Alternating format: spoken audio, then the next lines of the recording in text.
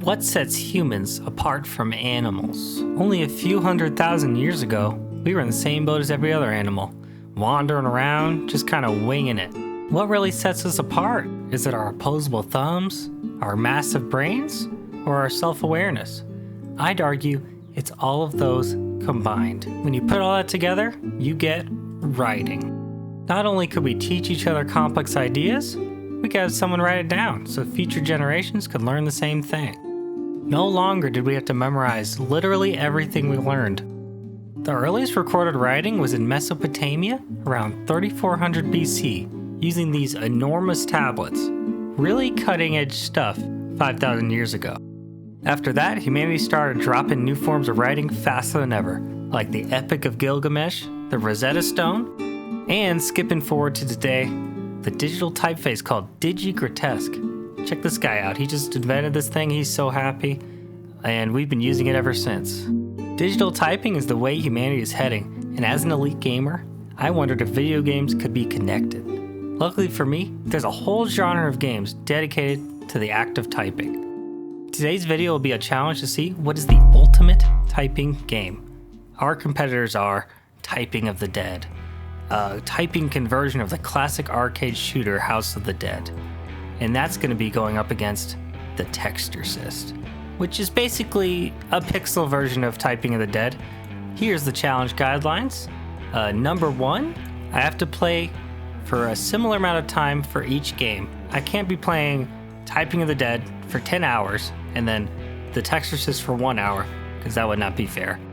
Number 2, I tried to make it similar difficulty levels. The difficulty levels I can't even put on YouTube. Like for Typing of the Dead, they're just curse words. But trust me when I say I didn't set one to hard and one to easy. Finally, after recording each one, I give my ratings at the end. These are effect on my words per minute, basically how fast I can type in 1 minute, interesting gameplay, and mechanics. What sets it apart from other typing games? And finally, fun factor. Did I love playing that game, or did I just want the recording to end? And then they'll get an average score. Thank you guys for watching, and if you're new, welcome to ChrisCast. Let's get right into it. So first things first, I tested my words per minute with this handy tool at wpmtest.com, and my results can use some work. I will say, I am using a mechanical keyboard, which does have an effect on WPM if you're not used to it.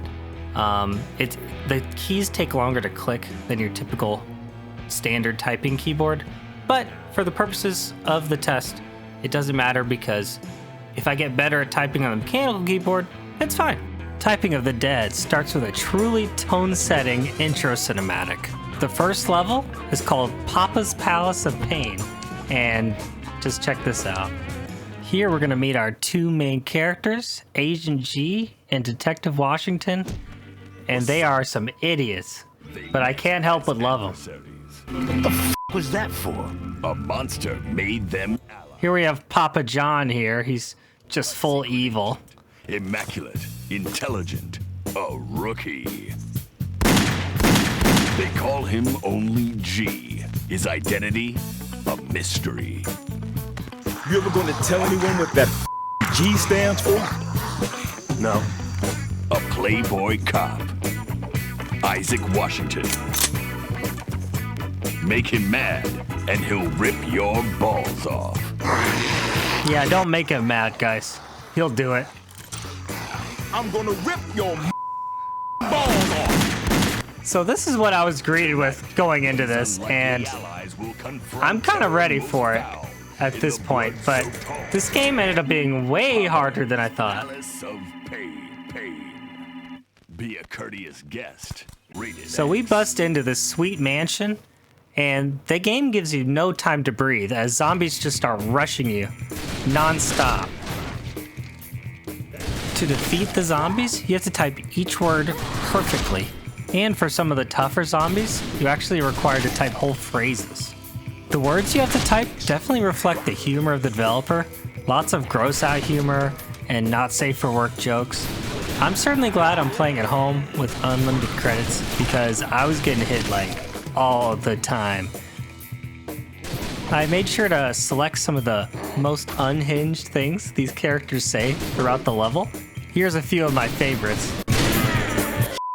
I hate these zombies. Mutants, how many times do I have to tell you not to use the Z word? We're on an express elevator to hell going. Shut up and press the button.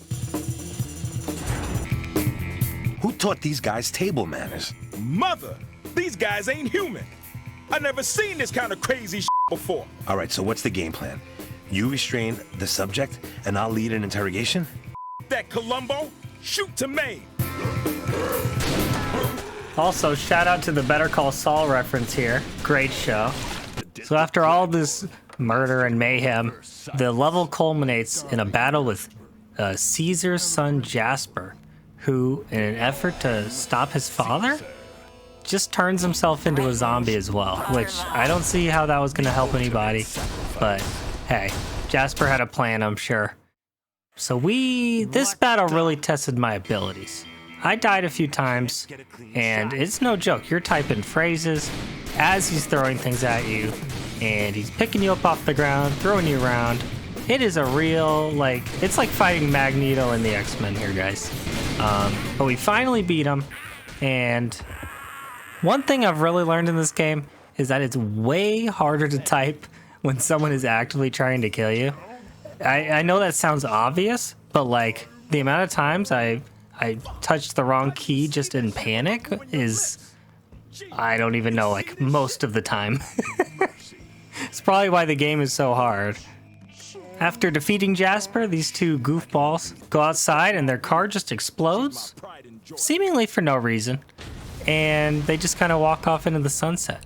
However, this leads into level 2, which is Jasper's sister, and she vows revenge for her brother. You died trying to stop Caesar. I won't rest until I've shot his f***ing guts over half the county. And goes straight to the strip club where she works, which I swear to God, that is the actual plot of this game. I swear, Caesar, I'm gonna shove this gun so far down your throat that I've gotta force my hand up your ass to pull the god trigger.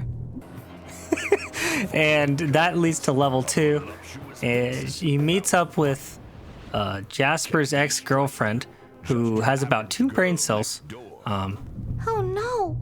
My baby's been wheeled away by another woman? No, girl. Jasper's taking that great stair lift in the sky. That can't be. His only went up 1 floor. And they just sort of go on a zombie-killing frenzy throughout town.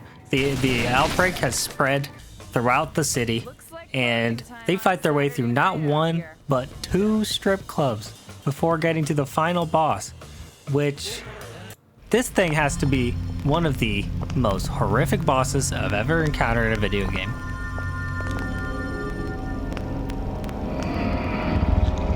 Right. Which one of you has my keys?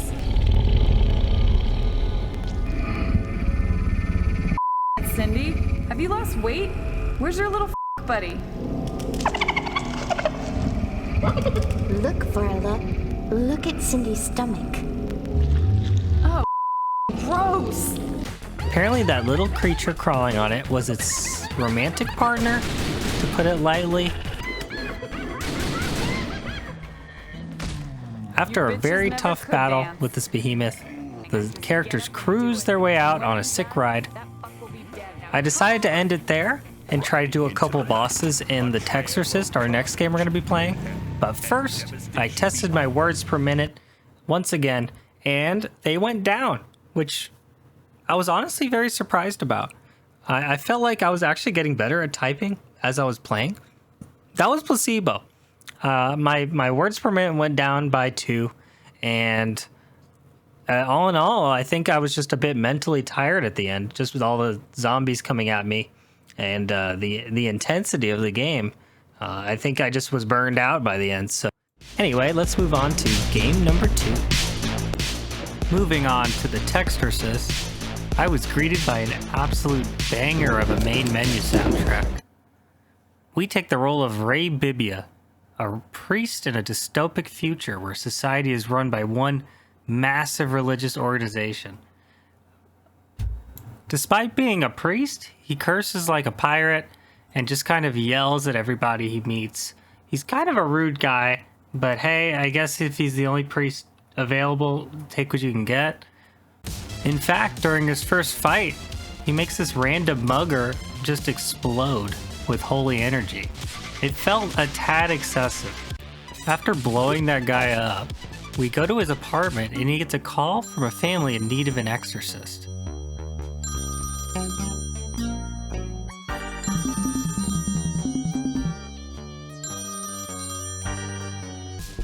We arrive to a scene of lots of yelling and puking. The family's daughter's possessed, and we're here to textorcise them, I guess. It was a boss battle not unlike the ones we saw in Typing of the Dead. However, this game also has a movement mechanic as well. Basically, you have to dodge the projectiles while typing full sentences. So basically, during the recording you're seeing here, I'm typing one-handed. Don't make it weird though, okay? It's a strange choice by the developers, and it really made typing some of the longer words a real pain. Eventually, I'm able to defeat the possessed girl and head back to Ray's apartment. During the last boss battle, the demon we exorcised mentioned that there was some kind of human trafficking organization running in the city. And apparently, that's a priest's job to handle, so Ray's on the case, and we investigate at, you guessed it, another dang strip club. What is with these games and clubs? Like we couldn't exorcise people at a coffee shop or something. Anyway, we bust in and attempt to battle the boss, who's this guy who just kind of looks like a pirate, but he's in the middle of a city. Nothing makes sense in this game. I unfortunately wasn't able to beat this one on my first attempt, as the game has built-in screen shake and you can't turn it off. So I actually started getting super nauseous midway through the battle. It kind of felt like if you played VR and you wear the headset too long, that's what it felt like for me. So after trying multiple attempts, I got a little too nauseous, decided to end the recording there, and I did the final words per minute test. So we've played both games, we've destroyed a lot of zombies and made people explode, and now it's time to give the final scores. Each category will be rated out of 5 on that category, and an average will be calculated to determine the winner. First up, we have words per minute. This category is pretty straightforward. Typing of the Dead had a drop of about 2 words per minute, whereas the Textorcist had a boost of 4 words per minute over our base score of 34. I can't be completely sure, but I think that the Textorcist had not only more complex words, but you also had to be more accurate. If you missed a word too many times, it would actually reset the entire sentence you were typing, which actually got super annoying during boss battles, but maybe it did make me have to be more accurate and actually helped me type better. So I'd give the Typing of the Dead a 2 out of 5 and a Textorcist a 4 out of 5 in this category. Moving on to interesting gameplay / words that I thought were interesting. I think that the Textorcist really takes this one. The devs really put as many gameplay elements as they could into this game. Personally, my favorite part was the church computer Ray uses to get to each mission. It really made the world feel bigger than it was, since it's sort of a RPG Maker style game in reality, but it actually made it feel like an open world. Typing of the Dead is a lot simpler in general, as it was designed to be played with a few buttons at an arcade. And although Typing of the Dead's words did make me laugh more, some were just odd and could be really distracting during the tougher battles. The Textorcist had sentences that you could type that really made you feel like you were some kind of holy avenger taking out the demons. For gameplay, I'd give Typing the Dead a 3 out of 5 and the Textorcist a 4 out of 5. Number 3, overall fun factor. Out of all the ratings, this one has to be the most tricky. Typing of the Dead is, of course, more restrictive, as it is an on-rails experience, not unlike a roller coaster. The Textorcist has the advantage of movement controls and even a limited open world. However, I have to give my honest review here, And even though it's less complex, I found Typing the Dead way more fun. The cheesy jokes landed constantly, I was laughing the whole time, and the gross out humor really made me excited to see what kind of crazy stuff I'd see next. I actually found myself wanting to play more at the end of the recording, which is always a good sign. The Textorcist was fun too, but its gameplay was punishing in a way that took a lot of the fun out from me, and the jokes didn't always have the impact the devs probably hoped for. I'd have to give the Typing the Dead a 4 out of 5, and the Textorcist a 2 out of 5 on overall fun factor. In total, Typing of the Dead had an average score of 3, where the Textorcist had an average score of 3.33, which means the Textorcist is today's winner. I honestly didn't expect this. You know, Typing the Dead was the one that I thought would blow Textorcist out of the water. I was very surprised at the quality of the Textorcist. However, the game I'll be going back to play after I get off this video is going to be Typing of the Dead. It just has something that you can't quantify, something fun about it. Thank you guys so much for watching, and if you enjoyed the video, don't forget to like and subscribe for more. See you on the next one.